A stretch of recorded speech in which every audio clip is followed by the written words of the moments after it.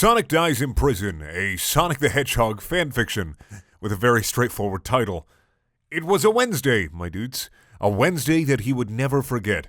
Sonic the Hedgehog was walking down the streets, as he usually did, like always. Years ago, he had saved the world from Robotnik, who later spiraled into depression and stopped doing the bad things. Instead, he turned his life around and got a job at a local IHOP. Sonic himself decided to settle down and started a family with the girl who had always admired him. Her name was Audra Bradford. Not Amy. No. Audra Bradford. She was a human woman that Sonic had fallen in love with despite her being 12 years younger than her. Is Sonic 12 years younger or is she 12 years younger? All right. Together they got married and had 3 beautiful children. Keith, that's a god-awful name. Declan, that's an even worse name. And Gertrude. Sonic has a child named Gertrude. Sonic was happy for a time. It was always the same with Sonic, and he was getting bored. It was time that Sonic changed his routine, make his life more exciting. He started going out for runs in the middle of the night behind his wife's back, getting into all sorts of rambunctious shenanigans. It reminded Sonic of when he was wild, free, and young, just like the old days. It was that Wednesday night that he took things too far. Sonic was running through the neighborhood when he came across the house of his old nemesis, Eggman. For old time's sake, Sonic decided to ring the doorbell and play some sort of nasty prank on him. However, when Robotnik opened the door, Sonic was in for a surprise. Eggman was unrecognizable. Instead of his round egg-shaped body, he was slim and fit with a nice six-pack of abs. Instead of a bald head, he wore a very dashing and very convincing toupee. Sonic was taken aback and thought to himself, "Is this Eggman? No way!"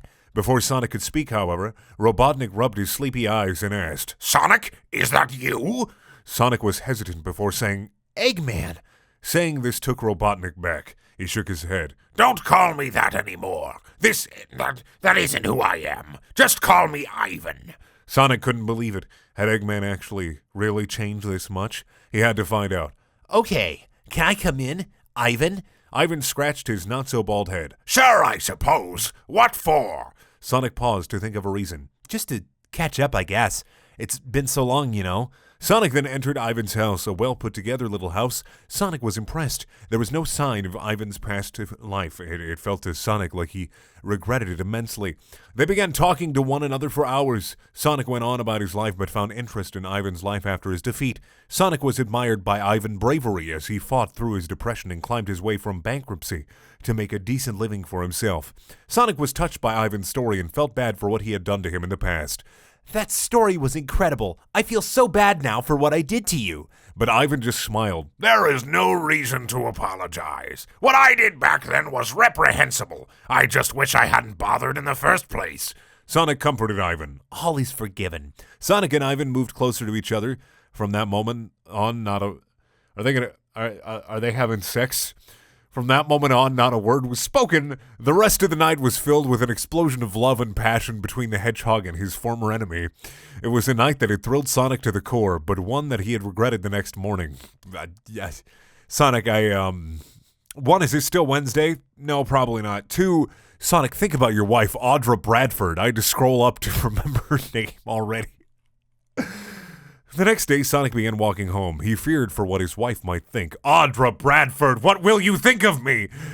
But wondering where he was for the night, he'd even contemplated not going home at all. He grabbed a coffee from Audra Bradford.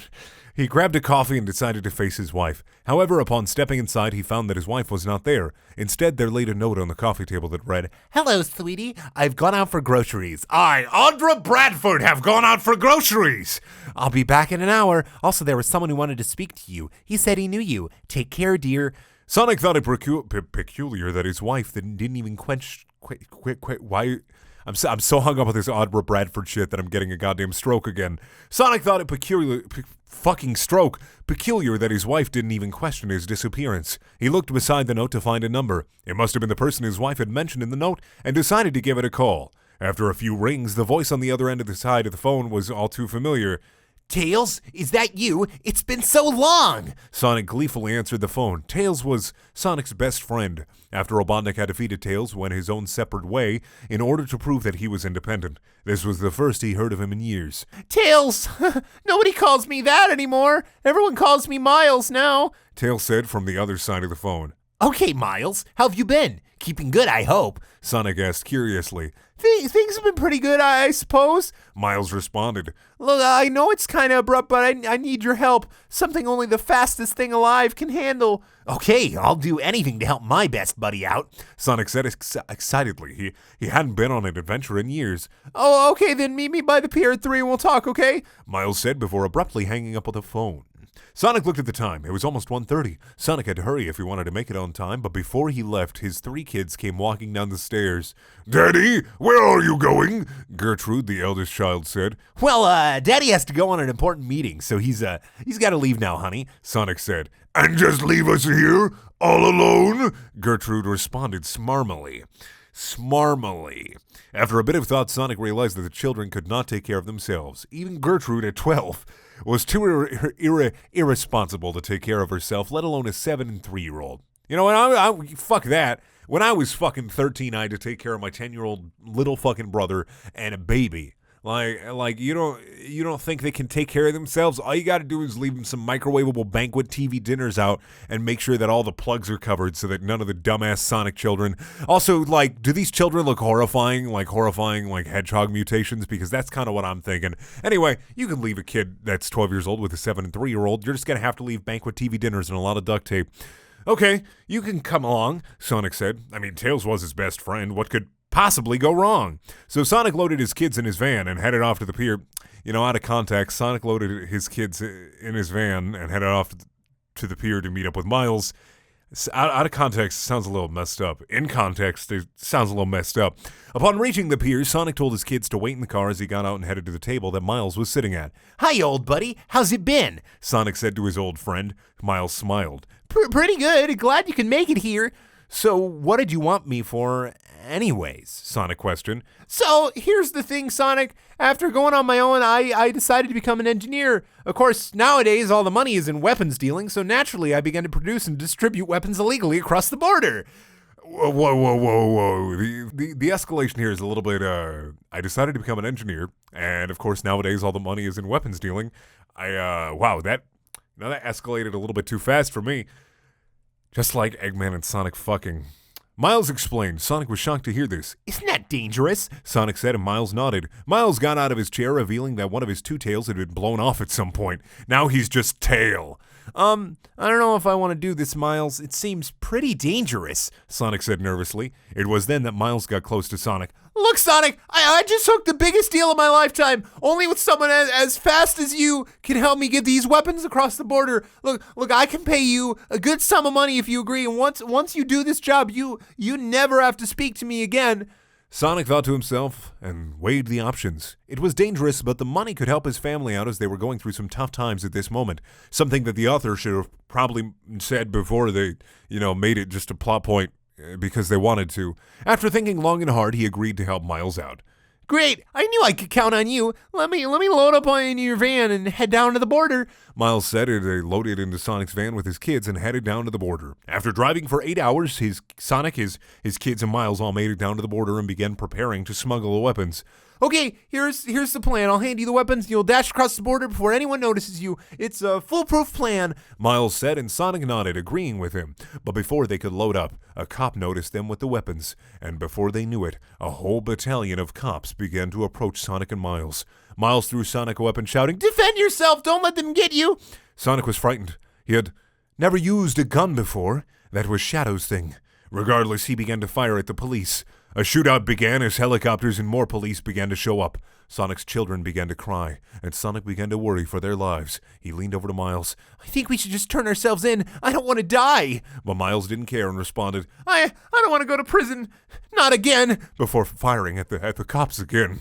Sonic tried to move forward to comfort his crying children. He had no idea what he was getting them into and regretted taking them.